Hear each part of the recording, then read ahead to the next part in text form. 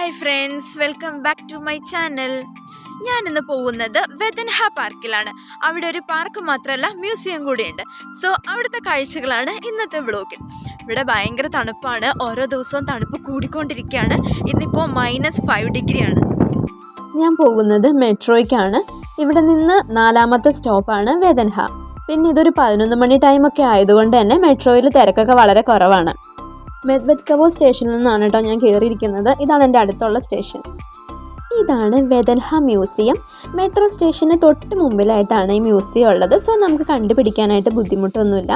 ഇത് മോണോറെയിൽ സ്റ്റേഷനിൽ കയറി നിന്നിട്ട് ഞാനെടുത്തൊരു വ്യൂ ആണ്.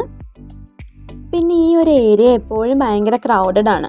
ഇന്ന് സൺഡേ ആണ്. മാത്രമല്ല ഇവിടെ നല്ല രീതിയിൽ സ്നോഫാളും ഉണ്ട്, പക്ഷേ നല്ല രീതിയിൽ ക്രൗഡും ഉണ്ട്. പിന്നെ ഈ പാർക്കിനടുത്തായിട്ട് നമുക്ക് എല്ലാ രീതിയിലുള്ള ട്രാൻസ്പോർട്ടും അവൈലബിൾ ആണ് കേട്ടോ. ബസ്, ട്രാം, മെട്രോ, മോണോറെയിൽ അങ്ങനെ എല്ലാം ഇവിടെ അവൈലബിൾ ആണ്. ഈ മ്യൂസിയത്തിന് ഒരു ബിഗ് ഹിസ്റ്ററിയാണ് കേട്ടോ ഉള്ളത്. 1935 ഈ പാർക്ക് ക്രിയേറ്റ് ചെയ്തത്.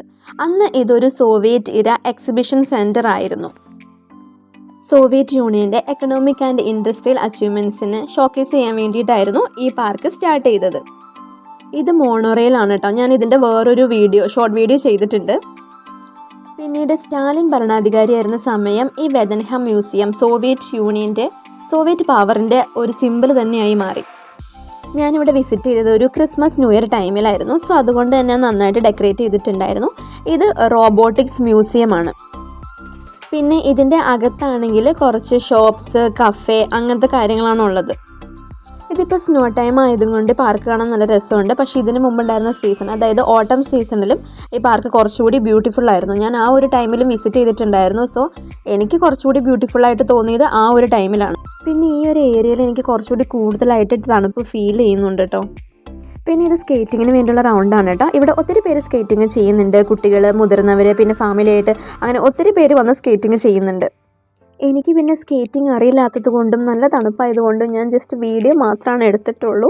ഈ സ്കേറ്റിംഗ് നമ്മൾ കാണുന്ന പോലെ അത്ര സിമ്പിളായിട്ടുള്ളൊരു കാര്യമല്ല. ഇത് നല്ല ടഫാണ് കേട്ടോ നമുക്ക് ചെയ്യാനായിട്ട്. പിന്നെ മുമ്പ് ഇവിടെ ഈ സംവിധാനങ്ങളൊന്നും ഉണ്ടായിരുന്നില്ല. ഇത് ജസ്റ്റ് വെറും ഒരു പാർക്ക് മാത്രമായിരുന്നു. പിന്നീട് ഈ സെക്കൻഡ് വേൾഡ് വാറിന് ശേഷമാണ് ഈ പാർക്ക് ഒന്ന് മോഡിഫൈ ചെയ്തതും എക്സ്പാൻഡ് ചെയ്തതും.